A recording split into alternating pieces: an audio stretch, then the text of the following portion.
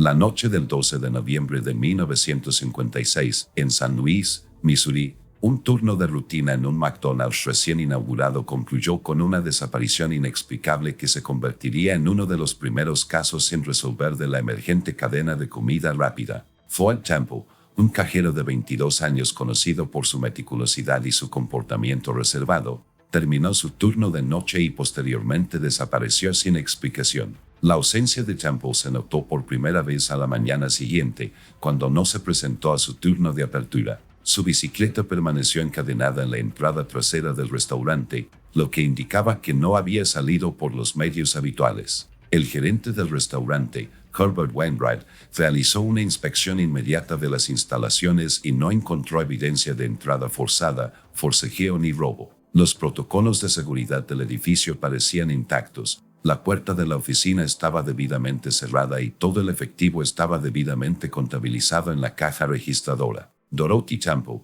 madre de Floyd y único familiar que le quedaba, presentó una denuncia por desaparición ante el Departamento de Policía de San Luis a las 15:17 de ese mismo día. Según el comunicado oficial de la policía, la señora Temple describió a su hijo como excepcionalmente confiable y afirmó que el hecho de que no regresara a casa ni se comunicara con ella era totalmente impropio de su carácter. El informe señalaba que Floyd no mantenía relaciones románticas conocidas, tenía pocas conexiones sociales fuera del trabajo y no tenía antecedentes de abuso de sustancias ni problemas de salud mental. El expediente personal de Floyd Temple en McDonald's contenía información personal mínima. Llevaba aproximadamente 7 meses empleado, mantenía una asistencia impecable y recibía evaluaciones de desempeño consistentemente positivas. Su supervisora directa, Diane Craig, de 34 años, lo describió como competente, puntual y corriente durante su entrevista inicial con los investigadores. Craig destacó la tendencia de Temple a evitar la socialización en el trabajo, señalando que solía comer solo y rara vez conversaba más allá de lo estrictamente laboral. El registro inicial del McDonald's no reveló indicios de violencia ni actividad delictiva. Los registros de ventas de la noche coincidían con el contenido de la caja registradora. Todas las puertas estaban debidamente cerradas, según los procedimientos de cierre. Las tarjetas de control de los empleados indicaban que Temple había registrado su salida oficialmente a las 23:38, aproximadamente 22 minutos después de la hora de cierre anunciada del restaurante, las 23:15. Este horario coincidía con los procedimientos de cierre estándar, que normalmente requerían de 15 a 30 minutos. Los registros de propiedad indicaban que Temple llevaba un estilo de vida sencillo. No poseía vehículo ni bienes significativos más allá de sus efectos personales básicos y contaba con una modesta cuenta de ahorros de $342,17. Su habitación individual en la modesta casa de su madre albergaba una pequeña colección de libros sobre ingeniería eléctrica e historia universal, lo que reflejaba su ambición declarada de cursar estudios superiores. Las pesquisas locales revelaron que Temple era, en general, desconocido para los vecinos y miembros de la comunidad, más allá de un simple reconocimiento superficial. La ausencia de un motivo claro para la desaparición voluntaria, sumada a la falta de pruebas que sugirieran un crimen, creó un desafío inmediato para la investigación de las autoridades. La evaluación policial preliminar clasificó el caso como una desaparición sospechosa que requiere mayor investigación. La investigación formal sobre la desaparición de Floyd Temple comenzó el 14 de noviembre de 1956, bajo la dirección del sargento detective Warren Holloway, del Departamento de Policía de San Luis. Holloway, con 12 años de experiencia en casos de personas desaparecidas, reconoció de inmediato elementos inusuales en la desaparición de Temple. El hecho de que no se hubieran llevado sus pertenencias de su residencia, sumado a la bicicleta abandonada, sugería un crimen o una huida precipitada e imprevista. El primer avance significativo ocurrió durante la inspección secundaria del McDonald's. El agente Randall Mix descubrió un recibo de café impreso a las 0:14 del 13 de noviembre, aproximadamente 36 minutos después de que Temple hubiera fichado su salida y bastante después del cierre del restaurante. El recibo no mostraba compras detalladas, pero contenía una anotación manuscrita en la parte inferior que decía: "Ella lo sabe todo". La madre de Temple identificó preliminarmente la letra como de Temple, aunque la confirmación forense estaría pendiente. Las entrevistas con el personal de McDonald's revelaron información limitada sobre la vida personal de Temple o sus posibles problemas. La mayoría de los empleados lo describieron como tranquilo, eficiente y, en gran medida, olvidable. Marjorie Wilkins, camarera a tiempo parcial, recordó que Temple leía ocasionalmente manuales técnicos durante los descansos, pero señaló, nunca parecía infeliz, simplemente contenido, como alguien que observaba en lugar de participar. Ninguno de los empleados habituales reportó conflictos ni comportamientos inusuales en los días previos a la desaparición. La excepción a este patrón surgió durante la entrevista con Harvey Lawson, un cocinero de 41 años que había trabajado en el turno de cierre de Temple en múltiples ocasiones. Lawson inicialmente ofreció la misma descripción general de Temple, pero tras un interrogatorio posterior, reveló información significativa. Según su declaración, Lawson había escuchado una intensa conversación entre Temple y la supervisora Diane Craig en la oficina aproximadamente 26 horas antes de la desaparición de Temple. No gritaban exactamente,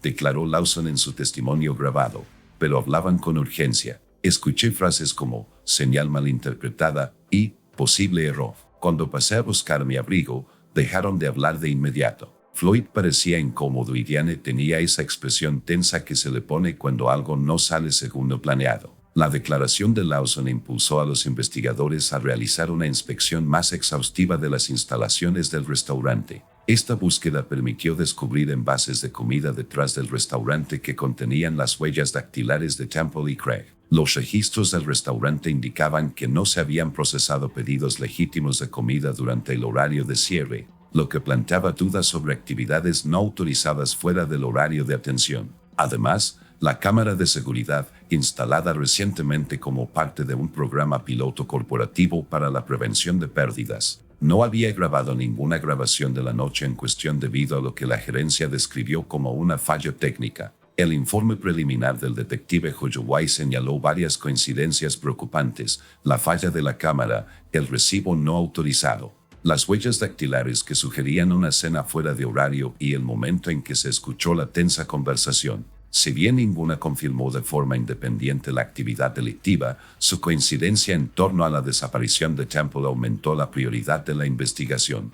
Holloway solicitó formalmente más recursos, incluyendo asistencia forense y autorización para entrevistas más amplias con los testigos. La oficina corporativa de McDonald's, a través del gerente regional Edmund Blackwell, emitió un comunicado expresando su preocupación por el bienestar de Temple y enfatizando la plena cooperación de la compañía con las autoridades. Confirmaron que Diane Craig había sido relevada temporalmente de sus funciones de supervisión a la espera de la conclusión de la investigación, aunque seguía empleada en funciones administrativas. Una semana después de iniciada la investigación, se produjo un avance significativo cuando Harvey Lawson contactó directamente con el detective Holloway. Durante la limpieza rutinaria del área de casilleros de los empleados, Lawson descubrió una libreta personal de Floyd Temple escondida tras un panel suelto en el compartimento de almacenamiento asignado a Temple. La libreta, un cuaderno estándar que contenía principalmente horarios de trabajo y notas técnicas sobre las operaciones de la caja registradora, presentaba varias anotaciones crípticas en sus últimas páginas. La puerta no está cerrada. Cinta equivocada. Si es necesario, recibo N grados 387. El análisis forense confirmó que la escritura coincidía con las muestras anteriores de Temple. Las entradas carecían de fecha, pero parecían haber sido escritas con el mismo bolígrafo y en la misma sesión, según la consistencia de la tinta y los patrones de presión. La referencia al recibo N grados 387 resultó particularmente significativa, ya que el sistema numérico de recibos de McDonald's habría ubicado esta transacción durante el horario nocturno, cuando el restaurante estaba cerrado. Cuando los investigadores accedieron a la memoria mecánica de la caja registradora, descubrieron que el registro número 387 se había inicializado, pero no contenía datos de transacciones. En esencia, representaba un recibo fantasma en el que la máquina se había activado sin registrar compras ni pagos. Esto coincidía con el recibo físico descubierto anteriormente, que contenía el mensaje manuscrito "Ella lo sabe todo". El descubrimiento del cuaderno motivó una búsqueda más exhaustiva de los efectos personales de Temple. En su dormitorio, Los investigadores encontraron una pequeña colección de manuales técnicos del modelo específico de caja registradora que se utilizaba en el McDonald's, lo que sugería que Temple había estado estudiando la funcionalidad del equipo más allá de los requisitos operativos. Además, encontraron una serie de anotaciones de gastos personales que indicaban que Temple había estado ahorrando dinero sistemáticamente, con una cantidad objetivo de $1,200 marcada con lápiz en el margen como matrícula. Las entrevistas con los pocos colegas conocidos de Temple fuera del trabajo revelaron poca información relevante, pero sus registros de matrícula en el colegio comunitario mostraban que recientemente había preguntado por los cursos de ingeniería eléctrica programados para comenzar en enero del año siguiente. Su consejera académica, Marian Hafley, describió la reunión. Estaba completamente concentrado en determinar si su horario laboral podía acomodar clases nocturnas. Mencionó tener razones importantes para necesitar la formación, pero no dio más detalles. Mientras tanto, el historial profesional de Diane Craig fue objeto de un escrutinio más minucioso. Antes de su empleo en McDonald's, Craig había trabajado como asistente administrativa en la oficina de Western Union en San Luis, donde había recibido evaluaciones de desempeño consistentemente positivas. Sin embargo, los investigadores descubrieron que había dejado ese puesto poco después de una auditoría interna de los procedimientos operativos. La documentación de la auditoría no contenía acusaciones específicas contra Craig, pero el momento de su salida planteó dudas. Más significativamente, los registros financieros revelaron que Craig había pagado recientemente en efectivo un automóvil de precio moderado, una compra que aparentemente excedía su capacidad financiera prevista según su salario en McDonald's.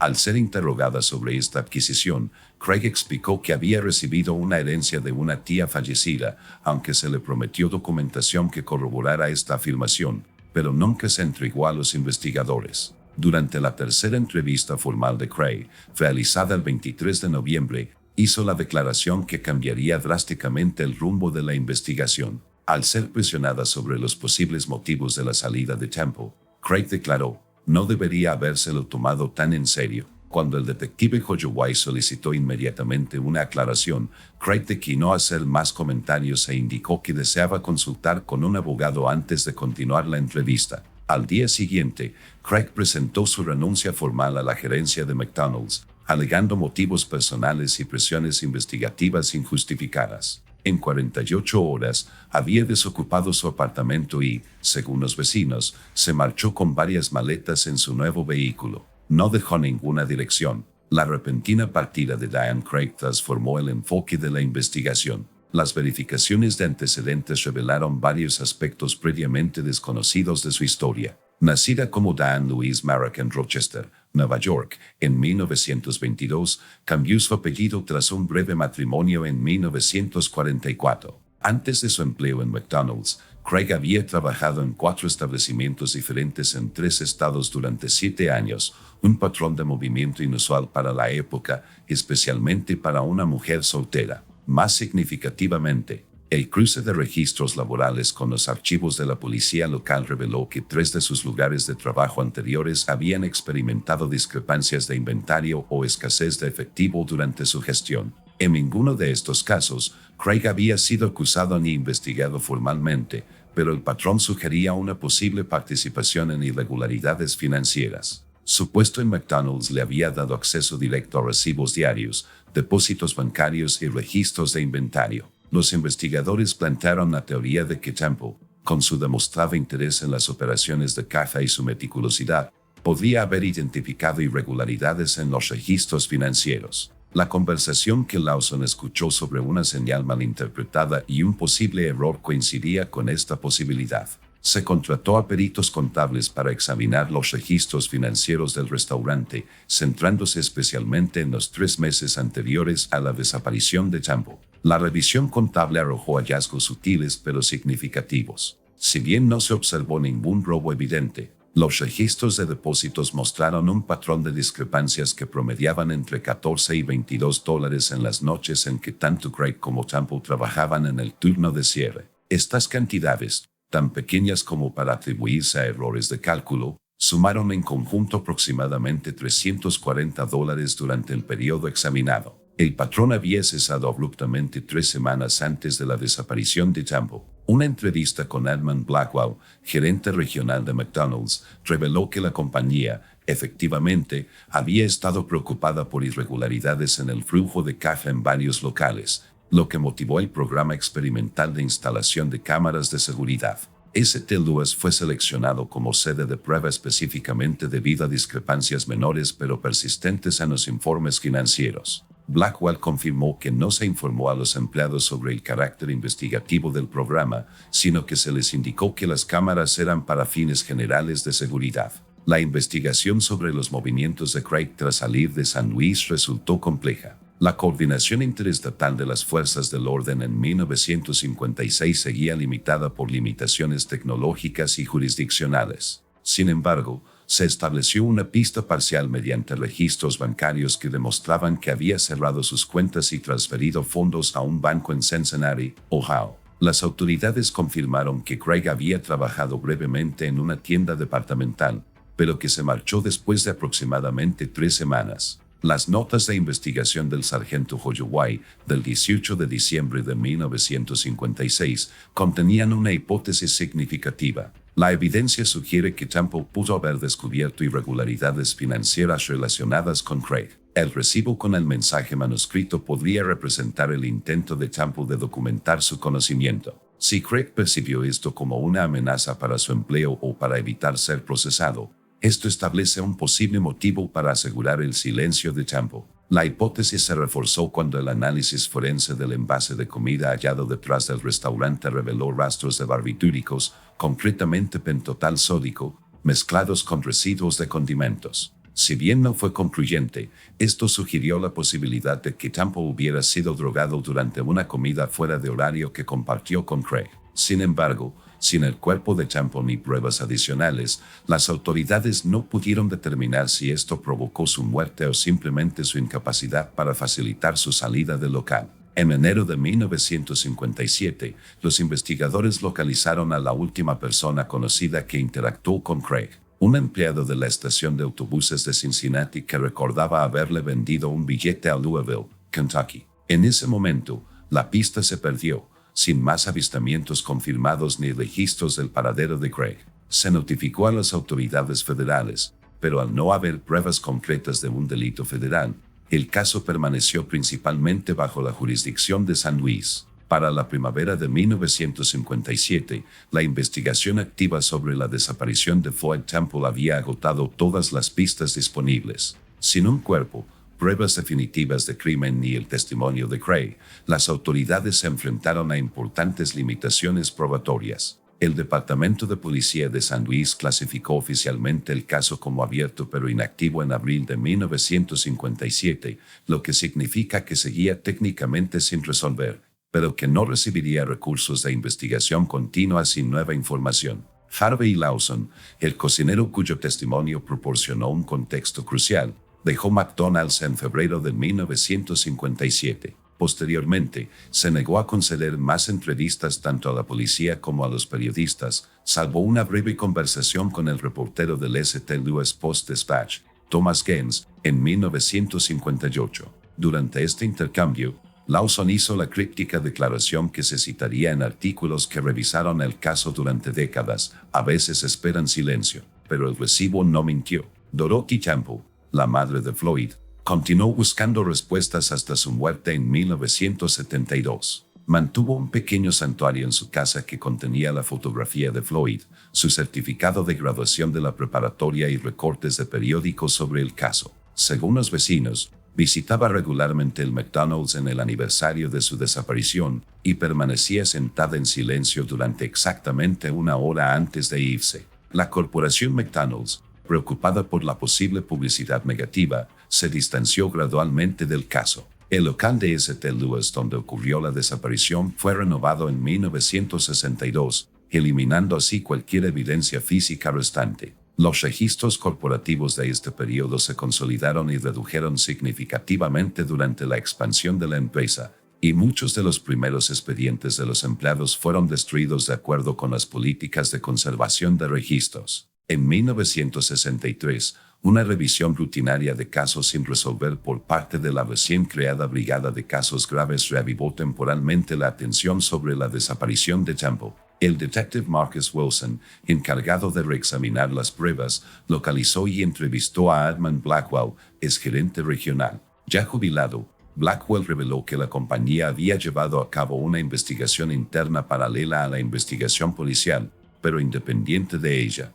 Según Blackwell, los investigadores corporativos determinaron que aproximadamente $2.800 habían desaparecido de varios lugares donde Craig había trabajado, mediante un sofisticado plan de manipulación de cintas de registro, cuya detección habría requerido conocimientos técnicos. Esta información no se compartió con la policía en ese momento, ya que la empresa temía publicidad negativa durante su periodo crítico de expansión. Los intentos periódicos de localizar a Diane Craig continuaron sin éxito durante la década de 1960. Una mujer que coincidía con su descripción y que usaba el nombre Louise Marek, el nombre de nacimiento de Craig, trabajó brevemente en unos grandes almacenes de Phoenix, Arizona, en 1965, pero desapareció antes de que los investigadores pudieran contactarla. No se confirmaron avistamientos posteriores. El caso resurgió brevemente en 1974 cuando unos obreros de la construcción que excavaban cerca del local original de McDonald's descubrieron fragmentos de huesos humanos. El examen forense determinó finalmente que los restos pertenecían a un hombre adulto que había fallecido aproximadamente entre 50 y 75 años antes, décadas antes de la desaparición de Temple, y eliminando cualquier conexión con el caso. Ante la falta de conclusiones definitivas, surgieron múltiples teorías sobre el destino de Temple. La hipótesis predominante en la investigación sugería que Craig, temiendo que se revelaran irregularidades financieras, lo había incapacitado y se había deshecho de su cuerpo. Otras teorías incluían la desaparición voluntaria de Temple, posiblemente tras recibir amenazas o sobornos, o su muerte accidental durante un enfrentamiento que Craig posteriormente ocultó. Las limitaciones tecnológicas de la ciencia forense de la década de 1950, combinadas con las restricciones jurisdiccionales y el paso del tiempo, finalmente impidieron una resolución concluyente. El caso se convirtió en referencia en la capacitación de las fuerzas del orden como un ejemplo de cómo una evidencia aparentemente menor, como un recibo inusual, podía indicar una actividad delictiva subyacente más significativa. El caso de Floyd Temple sigue oficialmente sin resolverse. Su número de la Seguridad Social no ha mostrado actividad desde su desaparición, lo que respalda la teoría de que falleció en lugar de vivir bajo una identidad falsa. Nunca se emitió un certificado de defunción, y su estatus legal sigue siendo desaparecido. El mensaje manuscrito en el recibo N-grados 387, ella lo sabe todo, se erige como la última comunicación de un joven cuya desaparición formaría parte tanto de la historia local como de los inicios de una de las cadenas de restaurantes más reconocidas de Estados Unidos. El misterio de lo que sucedió aquella noche de noviembre de 1956 sigue ejemplificando cómo las personas pueden desaparecer incluso en entornos familiares, dejando atrás solo pistas fragmentadas y preguntas sin respuesta que persisten a lo largo de generaciones.